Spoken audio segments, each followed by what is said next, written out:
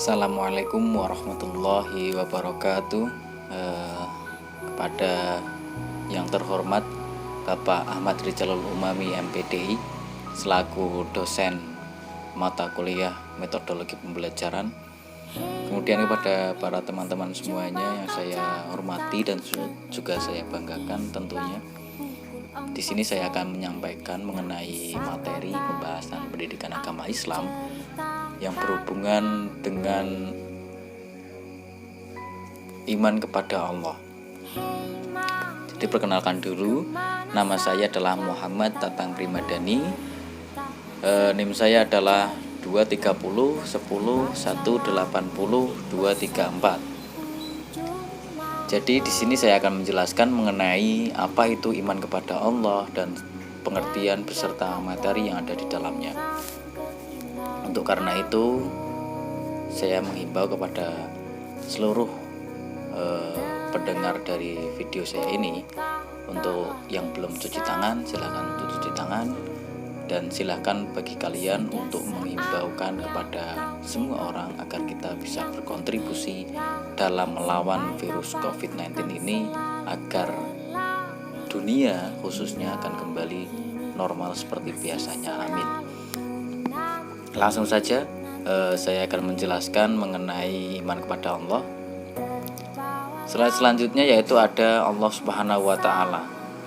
Wujud Allah Subhanahu wa Ta'ala itu adalah sesuatu yang badihiyah. Artinya segala sesuatu yang sebenarnya perlu dalil, pembuktian, tetapi karena sudah sangat umum dan mendarah daging, maka kebenaran itu tidak lagi membutuhkan pembuktian. Kemudian selanjutnya ada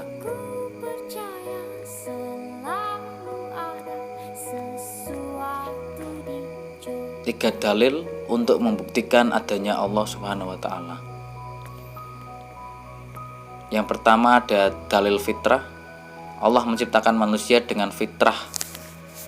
Allah menciptakan manusia dengan fitrah bertuhan pada Quran surat 10 ayat 12 dan 22 dan hadis riwayat Bukhari. Jadi fitrah itu baru merupakan potensi dasar yang harus dijaga dan dikembangkan. Jika tidak akan tertutup dan manusia justru akan menentang fitrahnya. Yang kedua dalil akal. Dengan menggunakan akal pikiran untuk merenungkan dirinya sendiri, alam semesta dan lain-lain, seorang manusia akan mampu membuktikan adanya Allah Subhanahu wa Ta'ala. Quran surat Al-Mu'min ayat 67 dan surat ketiga ayat 190 sampai 191. Serta dengan memperhatikan hukum-hukum yang berlaku di alam semesta ini, seperti konun al-ilah, konun al-wujud, konun al-hudud, dan konun al-nizam. Dalil nakli, selain dengan fitrah dan dalil akli manusia bisa membuktikan adanya Allah, ia tetap butuh dalil nakli untuk membimbing manusia mengenal Tuhan yang sesungguhnya. Selanjutnya yaitu pokok-pokok pembahasan mengenai Allah Subhanahu wa Ta'ala. Yang pertama, Allah itu Esa atau Tauhidullah. Kemudian sifat wajib bagi Allah, muhal dan jaiz. Yang ketiga adalah asma dan sifat Allah. Mari kita bahas satu persatu. Yang pertama yaitu adalah Tauhidullah atau mengesakan Allah. Apa itu? Jadi esensi iman kepada Allah Subhanahu wa Ta'ala adalah tauhid, yaitu mengesahkan baik dalam zat, asma dan sifat maupun af'alnya. Adapun tingkat dalam tauhid ini adalah tauhid rububiyah, tauhid mulkiyah, dan tauhid uluhiyah. Apa ketiga tauhid itu? Penjelasannya mari kita simak. Tauhid rububiyah.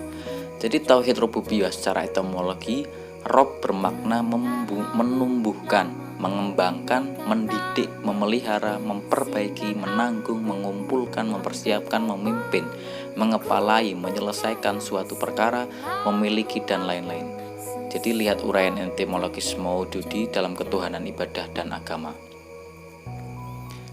Kemudian secara terminologi bahwa Allah adalah satu-satunya zat yang mencipta, rezeki, memelihara, mengelola dan memiliki sebagaimana disebut dalam Quran surat 2 ayat 21, 22, 3 dan kemudian Quran surat 35 ayat 3, ayat 11, 12, 13, 12 dan Quran surat 23 ayat 85. Yang selanjutnya adalah Tauhid Mulkiyah. Tauhid Mulkiyah ini kata Malik berarti raja, dan Malik yang berarti memiliki berakar dari kata yang sama yaitu malaka. Keduanya memiliki korelasi makna yang kuat, yakni si pemilik sesuatu adalah rajanya. Allah Subhanahu wa Ta'ala sebagai Rob yang memiliki alam semesta adalah raja dari alam semesta. Ayat nomor Quran surat 2 ayat 107. Kemudian mengimani Allah Subhanahu wa Ta'ala sebagai salah satu raja yang menguasai alam semesta, minimal harus mengakui bahwa Allah adalah pemimpin, penguasa yang menentukan. Pemimpin adalah wali, penguasa yang menentukan hakim dan menjadi tujuan ghaya. Selanjutnya adalah Tauhid Uluhiyah.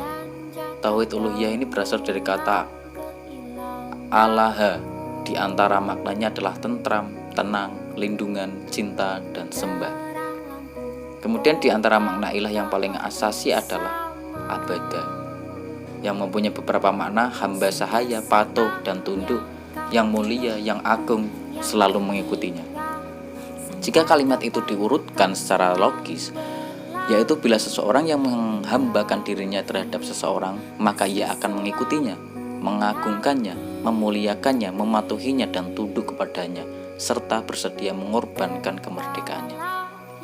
Kemudian jadi Tauhid Uluhiyah adalah mengimani Allah Subhanahu wa Ta'ala sebagai salah satu-satunya al-ma'bud atau yang disembah. Kemudian kita lanjut ke topik selanjutnya, yaitu adalah sifat wajib, muhal, dan jaiz bagi Allah. Jadi di konsepnya ini akidah sifat wajib bagi Allah yang 20 disusun oleh Asy-Syaikh Sanusi Abu Abdullah Muhammad bin Yusuf Al-Sanusi pada tahun 1427 Masehi di Tilimsan, Aljazair.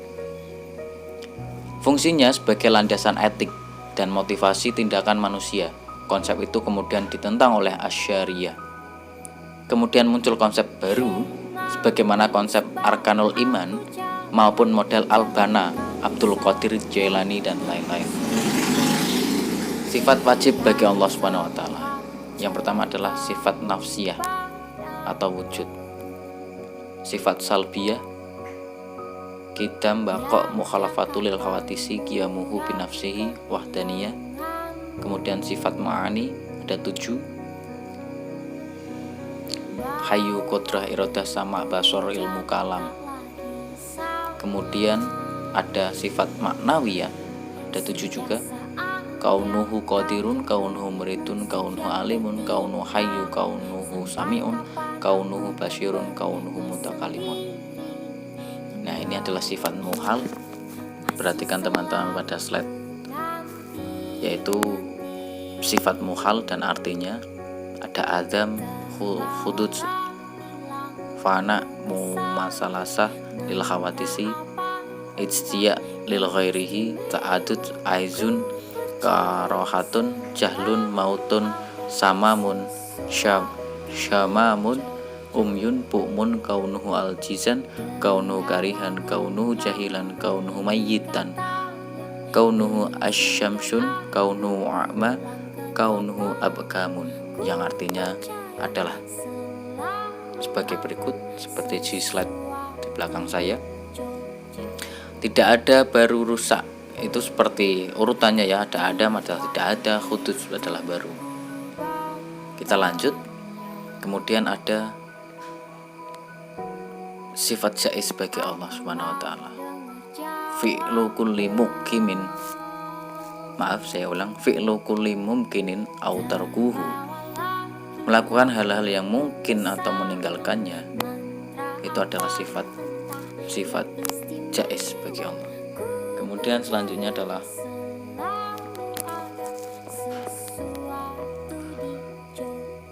Asma dan sifat Allah.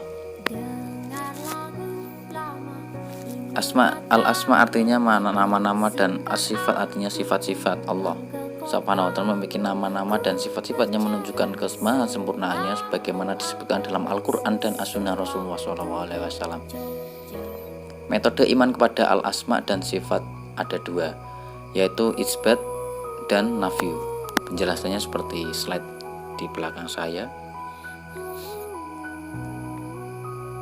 Nah, jadi itulah penjelasan mengenai iman kepada Allah. Tadi ada beberapa poin-poin yang sangat penting dan sangat harus kita ketahui. Karena apa? Karena ini adalah sebagai landasan kita untuk kita bisa mengetahui apakah materi seperti ini harus kita teladani ataupun kita bisa pelajari dan kita ajarkan kembali kepada orang-orang yang lain. Sekian dan terima kasih. Mohon maaf apabila ada kata-kata saya yang mungkin masih keliru ataupun masih banyak kesalahan. Saya meminta maaf yang sebesar-besarnya kepada para pembaca, para pelihat video saya ini. Dan saya pamit undur diri.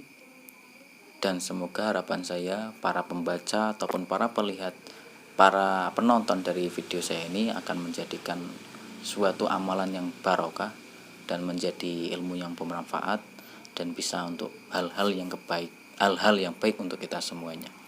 Terima kasih. Wallahul muwaffiq ila aqwamit thoriq. Wassalamualaikum warahmatullahi wabarakatuh.